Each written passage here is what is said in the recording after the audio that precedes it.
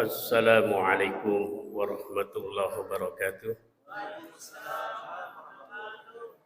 Bismillahirrahmanirrahim. Alhamdulillahilladzi an'amana bi ni'matil iman wal islam. Allahumma shalli ala sayyidina Muhammadin wa ala alihi wa sahbihi wasallim. Para bapak, para ibu, shaimin shaimat rahimakumullah yang dimuliakan Allah yang kami hormati. Wabil khusus segenap pengurus masjid, tokoh agama, tokoh masyarakat, alhamdulillah. Ini malam yang ke-15 kita bersama-sama masih istiqomah di rumah Allah Subhanahu wa taala. Harapan kita mudah-mudahan yang wajib yang kita kerjakan, yang sunnah tercatat amal baik dari kelak nanti. Amin ya rabbal alamin. Jamaah yang dimuliakan Allah, Nabi kita Muhammad sallallahu alaihi wasallam pernah memberikan nasihat kepada Abu Hurairah, ittaqil maharim takunna abadan nas. Takutlah kamu kepada yang haram-haram. Takutlah kamu kepada Allah, takunna abadan nas. Maka engkau menjadi manusia yang paling tertinggi penghambaannya kepada Allah Subhanahu wa ta'ala. Sholat berat, tapi jamaah masih ada yang sanggup qiyamul lail istiqomah tiap malam. Puasa berat, tanggal 2 Syawal ada yang sudah setar puasa sunnah. Sedekah berat, ternyata masjid Jabodetabek miliaran harganya. Yang berat bukan kesemuanya itu, tapi takut kepada yang haram-haram. Maka jangan heran ada julukan STMJ. Betul. Sholat tekun, maksiat jalan.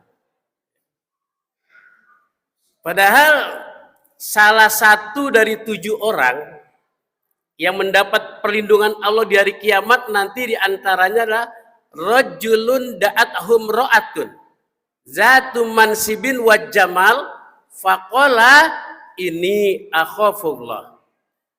Ada seorang anak laki-laki yang diajak bergaul oleh perempuan bangsawan, buat jamal, cantik, kan lengkap Pak. Sudah bangsawan, cantik, lengkap ini. Diajak bergaul ngapain Ustadz? Ya bergaul lah gitu kayak orang lain. Ya. Dia mengatakan ini akhafullah, aku takut kepada Allah Subhanahu wa ta'ala. Kalau seandainya pejabat semuanya punya jiwa takut kepada Allah, merasa diawasi sebagaimana dia puasa 1 bulan Ramadan, nggak mungkin korupsi. Ya. Kalau pedagang punya jiwa takut pada Allah, tidak mungkin ngurangin timbangan dan takaran. Kalau anak sudah takut pada Allah, tidak mungkin durhaka kepada kedua orang tuanya. Momentum Ramadan yaitu mendidik kita, mentarbiyah kita untuk menjadi orang yang senantiasa diawasi oleh Allah Subhanahu wa ta'ala. Jamaah yang dimuliakan Allah, orang tua bijak seperti Luqmanul Hakim pernah memberikan nasihat kepada anaknya, ya bunayya inna nas salasa sulusun lillah wa sulusun linnafsi wa sulusun lidudi. Hai anakku, ketahuilah nak, bahwa di dalam diri manusia, diri kamu, diri ayah terdapat 3 bagian. Sulusun lillah, bagian pertama milik Allah, dialah roh. Wa sulusun linnafsi, dan bagian kedua adalah milikmu sendiri, milik kita, amal baik, amal buruk. Wa sulusun lidudi, dan bagian yang ketiga adalah milik cacing tanah. Jadikan Ramadan tahun ini adalah Ramadan yang terbaik buat kita. Karena kita tidak tahu apakah masih bisa jumpa dengan tahun 2024. Terbaik puasanya, terbaik sholat sunnahnya, terbaik sodakohnya. Prinsip kita hari ini, Ramadan ini harus lebih baik daripada tahun-tahun yang kemarin. Coba Bapak Ibu merenung sejenak saja, ingat-ingat. Siapa tahun lalu yang terawih di kanan kiri kita? Ingat-ingat. Siapa tahun lalu yang menyentuh badan kita? Bu, bangun masak sahur, sudah jam 3. Pak, bangun sahur. Bayangin siapa yang kita pegang tangannya, kita cium, kita minta keikhlasannya, kita minta ridhonya, kita minta doanya. Kemana mereka? Mereka sudah jumpa kepada Allah Subhanahu wa Ta'ala. Jangan-jangan ada di antara istri-istri bapak, atau ada di antara suami-suami ibu, atau jangan-jangan ada di antara kedua orang tua kita, di mana kita masih sering menyakitin hatinya.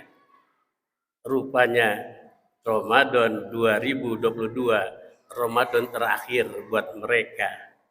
Pertanyaannya buat kita sekarang, jangan-jangan ini Ramadan perpisahan buat kita. Maka pesan baginda, hayataka qabla mautik, manfaatkan hidup sebelum datang kematian. Yang namanya mati kan gak harus sakit, Pak. Betul. Yuk kita tengok. Sama stroke, sama sebabnya. Yang satu 10 tahun masih anteng di tempat tidur. Betul apa tidak? Tapi sama-sama stroke, sama-sama tensi, sebabnya baru 2 minggu dirawat sudah kembali meninggal. Padahal sakitnya sama, sebabnya sama. Sama-sama cuci darah. Tapi yang satu 7 tahun masih panjang umur, tapi yang satu baru 2 kali cuci darah sudah kembali kepada Allah Subhanahu wa Ta'ala.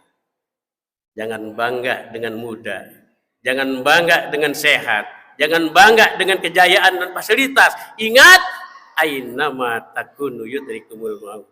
Di mana saja kalian berada, maut pastikan datang mengintai kita. Walau kuntum fi burujim musayyadah, walaupun kita berada di benteng yang kuat, kalau sudah datang waktunya, maka tidak ada kekuatan apapun yang mampu menghalangi kedatangan sakaratul maut. Yang kedua, wasulusun linafsih, milik kita sendiri. Hidup ini bebas, mau puasa, mau tidak, tafadhal. Mau sholat, mau tidak, bebas. La ikraha fiddin. Tidak ada paksaan di dalam agama. Masjid, pengurusnya sudah nawaitu memakmurkan masjid dengan segala fasilitas kegiatan. Tapi jamaahnya yang datang segitu-gitu aja. Atau orangnya dia-dia saja. Rugikah pengurus masjid? Tidak. Nawaitu tetap sudah berpahala. Yang datang pahala buat dia, yang tidak datang kehilangan pahala buat dirinya. Linafsi, untuk diri kita sendiri. Yang ketiga, wasulusun lidudi, bagian cacing tanah. Cepat ataupun lambat kita akan jadi bangkai, Pak. Betul apa tidak? Dan kalau sudah jadi bangkai, jangankan kata masuk ke liang kubur, baru di dunia saja titel kita, status sosial kita sudah selesai. Saya belum pernah tuh dengar itu Pak Menteri bawa kita sholatin, agak pada meninggal selesai menterinya. Betul apa tidak? Pak Wali Kota, yuk kita turunin ke bawah, saatnya kita kubur. Tidak, yang ada apa? Jenazah bawa ke depan, kita sholatin. Jenazah saatnya kita masuk ke liang kubur. Belum sampai masuk ke dalam kubur, status sosialnya sudah selesai. Lalu apa yang disombongin? Jamaah yang dimuliakan Allah. Nabi kita Muhammad Sallallahu Alaihi Wasallam pernah ditanya, ya Rasul, ayul amal ahabu ilallah. Amalan apa yang dicintai oleh Allah? Amalan kan banyak. Sholat raweh amalan, sodakoh amalan, baca Al-Quran amalan. Ini Abdullah ibn Mas'ud, orang cerdas, yang ditanya amalan apa yang dicintai oleh Allah? Apa jawabnya? Qala as-sholatu li awwali waqtiha. Sholat di awal waktu.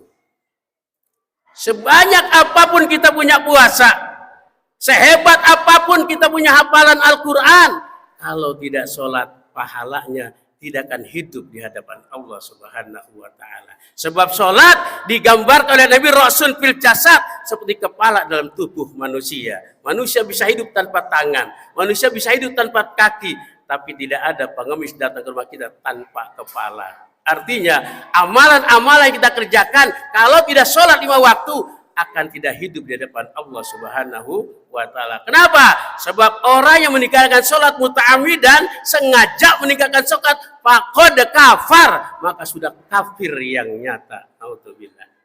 Maka Bapak, Ibu, walaupun berat sholat yang buat dipaksain gitu loh. Ya. Paksain sekarang zamannya, insya. Cuma ayu ya Rasul, apalagi? Apa jawab Nabi? Birrul walidain, berbuat baik kepada kedua orang tua. Maka tradisi pulang kampung tuh bukan namanya tradisi, tapi ajaran Islam. Karena dia jauh dari rantau, jauh dari orang tuanya, dia ingin langsung berjumpa dengan orang tua, mencari ridhonya, mencari ikhlasnya, tiket ke surganya masih ada. Dosa makan riba di dunia masih enak, masih kaya raya, jabatan masih tinggi. Dosa zina masih hebat di dunianya, tapi dosa kepada orang tua, dunia sudah dikasih DP oleh Allah Subhanahu wa taala. Jamaah yang dimuliakan Allah, kita sekarang ada di kota hebat. Jangan lupa kita lahir di dusun sono desa, ya. Kesuksesan kita, keberhasilan kita ada doa dari kedua orang tua kita. Ingat, ya, sayangi mereka. Banyak-banyak doa untuk mereka, insya Allah. Cuma ayu ya Rasul, apalagi? Jawab Nabi, wala jihad fisabilillah, berjuang di jalan Allah Subhanahu wa ta'ala. Fungsi dari Ramadan diantaranya adalah syahrul ibadah, syahrul jihad. Bulan ibadah, bulan perjuangan. Makanya orang yang berpuasa itu, kata Rasulullah, lisoimina farhatan, 2 kebahagiaan buat orang yang berpuasa. Yang pertama, inda iftari, pada saat berbuka puasa. Jam 2 siang, haus mencekik tenggorokan, lapar melilit perut. Setan sudah godain suruh berbuka, kita tetap istiqomah, sabar, nunggu datangnya maghrib. Alhamdulillah. Makanya Pak, ada 3 anak muda ditanya, lu puasa nyari apa? Nyari ridho Allah. Kalau lu puasa cari apa? Saya cari surga. Nah kalau lu, gua cari azan maghrib gitu. Lah memang orang yang berpuasa kebahagiaannya saat berbuka puasa. Duduk di karpet yang sama, minuman warnanya sama, makanan lezat samanya. Tapi jika pagi mereka tidak berpuasa, tidak ada kebahagiaan. Tapi buat yang berpuasa, punya kebahagiaan. Betul Pak? Terlebih lagi tanggal 1 Syawal. Wah luar biasa. Di situ puncak kebahagiaan buat orang berbuka puasa. THR sudah 4 lipat gaji. Kacang udah 3 kilo. Ya. Batik sudah 2, ya di situ puncak kebahagiaan. Tapi mbok kita ingat gitu loh, bibi saya bahagia nggak ya sebahagia istri saya? Kan suaminya nganggur bertahun-tahun. Ponakan saya bahagia nggak ya sebahagia anak saya? Kan bapaknya sudah meninggal bertahun-tahun. Batal bapak punya puasa sebulan, batal tarawih ibu sebulan, batal bolak-balik kita hatam Al-Quran, fadzalikal ladzi yad'ul yatim wala yahuddu ala tu'amil miskin. Kalau kita menghadirkan anak yatim dan tidak memberikan makan orang miskin. Jemaah yang dimuliakan Allah, salah satu fungsi daripada puasa adalah meneladani karakter Allah. Allah tidak makan, Allah tidak minum, tapi Allah yang tidak makan, tidak minum, kasih kita makan dan minum. Sebulan lapar tidak makan di siang hari. Sebulan haus di siang hari tidak minum. Mampu tidak? Lapar kita, haus kita, menjadikan kita orang paling depan, menjadi tangannya di atas, peduli pada mereka tidak sama nikmatnya dengan kita. Jemaah yang dimuliakan Allah, salah satu penyesalan orang yang tatkala ajalnya mau dijemput oleh Allah. Lihat surat ke-63 ayat 10. Apa dia bilang? Saat ruhnya mau dijemput oleh Allah, malaikat sudah datang menarik-narik ruhnya, dia bilang apa? Rabbi, laula akhartani ila jalin qarib. Ya Rabb, Kalau kau boleh tunda kematianku, tunda sebentar saja. Ila adarin qorib. Sebentar tunda. Kalau kata kita mau ngapain? Mau olahraga? Enggak. Mau tolabul ilmi juga tidak. Mau bersilaturahim? Tidak. Untuk apa kita minta ditunda kepanjang umur? Fa'as-saddaqa wa aku minas sholihin.